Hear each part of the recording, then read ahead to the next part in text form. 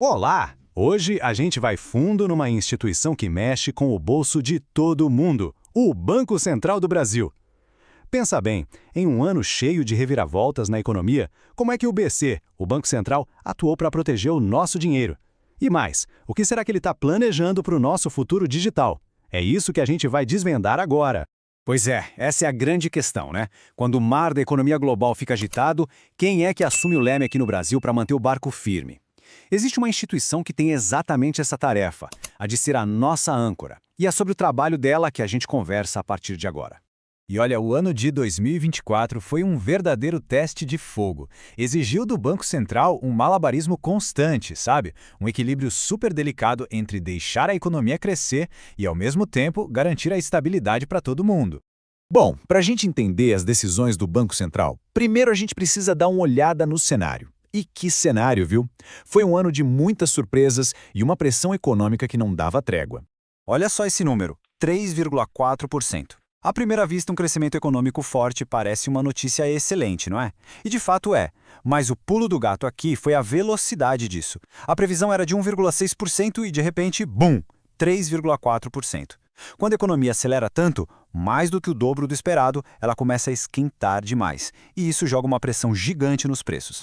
E a consequência desse superaquecimento a gente vê aqui, 4,83% de inflação no ano. E vamos combinar, isso aqui não é só um número num gráfico. Na prática, é o seu dinheiro valendo menos. É o poder de compra que diminui na hora de ir ao supermercado, de pagar o aluguel. É o grande fantasma que o Banco Central tem que combater. Certo. Então, o cenário é esse. A economia está crescendo forte, mas os preços também estão subindo. É um dilema em tanto. A pergunta é, o que o Banco Central faz numa hora dessas? Que ferramentas ele tem na mão para tentar colocar ordem na casa? A resposta vem em duas frentes de batalha, basicamente. A primeira é ir para cima da inflação de forma direta. A segunda é atuar como um verdadeiro guardião de todo o nosso sistema financeiro. Uma coisa não funciona sem a outra. E a principal arma nessa luta tem nome: taxa Selic. Pensa na Selic como o pedal do freio da economia. Se a inflação está correndo demais, o Banco Central vai lá e pisa no freio, ou seja, ele sobe a Selic. Isso faz o crédito ficar mais caro, os financiamentos, os empréstimos, e com isso o consumo dá uma desacelerada, o que ajuda a trazer os preços de volta para o lugar. Mas, como eu disse, segurar a inflação é só uma parte da história.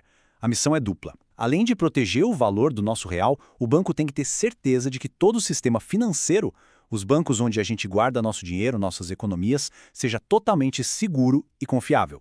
E esse número aqui, 99,7%, mostra bem o resultado dessa segunda missão. É como se fosse uma nota, um atestado de saúde do nosso sistema bancário, uma nota altíssima, que basicamente diz que os bancos brasileiros estão fortes, resilientes e preparados para aguentar o tranco de qualquer crise. Ok, até agora a gente falou muito da defesa, né? De proteger a economia. Mas o Banco Central também joga no ataque. Ele está na linha de frente, construindo ativamente o futuro do dinheiro e do nosso sistema financeiro. E essa construção toda tem um nome oficial. É a Agenda BC#. É basicamente o grande plano estratégico que está guiando toda a modernização e inovação do nosso mercado financeiro. E o filho mais famoso dessa agenda, todo mundo conhece. O Pix. Dá uma olhada nesse número. 156 milhões de pessoas usando. É gente pra caramba. É uma escala que mostra, sem sombra de dúvida, como uma única inovação do Banco Central conseguiu mudar completamente a vida financeira do país. Mas o Pix é só a ponta do iceberg. A Agenda BC# se apoia em 3 grandes pilares. O primeiro é o Pix, que já está no nosso dia a dia. O segundo é o Open Finance, que é a ideia de que os seus dados bancários são seus e você pode compartilhar com outros bancos para conseguir ofertas melhores, juros mais baixos. E o terceiro, que é o que vem por aí, é o Drex, o nosso futuro real digital. Pá, mas para que tudo isso? Qual é o objetivo final? Essa frase do presidente do Banco Central, Gabriel Galípolo, resume tudo. A meta é promover a democratização financeira. Traduzindo, é usar toda essa tecnologia para criar um sistema com mais gente incluída, com custos mais baixos e com mais competição entre os bancos. No fim, quem ganha é o consumidor. Certo, mas fica a pergunta: quem é que toma essas decisões gigantescas que afetam a vida de todo mundo? Entender como o Banco Central é administrado por dentro é a chave para a gente confiar no trabalho deles. A primeira coisa a saber é que não tem uma pessoa só com a caneta na mão. A estrutura toda foi pensada para ser um sistema de freios e contrapesos, ou seja, ninguém decide nada sozinho. As decisões são tomadas em grupo, por comitês, e sempre depois de muita, mas muita análise e discussão. E falando em comitês, tem dois que são os principais. O primeiro é o Copom, super famoso. É a galera que se reúne para decidir a taxa Selic, aquela do freio da inflação. O segundo é o Comef. Pensa no Comef como a equipe de check-up do sistema financeiro, sempre de olho na saúde dos bancos, para garantir que nenhuma crise pegue a gente de surpresa. Bom, a gente falou de um monte de coisa técnica, né? Selic, Copom, Drex. Mas, no fim das contas, por que tudo isso importa? Como é que o trabalho de uma instituição assim, tão complexa, afeta a nossa vida na prática? Basicamente, o processo é o seguinte: o Banco Central pega seus recursos, que são as pessoas que trabalham lá e toda a tecnologia que ele tem, e usa isso para executar suas tarefas, como definir a Selic ou fiscalizar os bancos. E o resultado final de tudo isso é o que a gente sente no mundo real: um dinheiro mais estável, mais gente com acesso a serviços financeiros e inovações que facilitam a vida, como o Pix.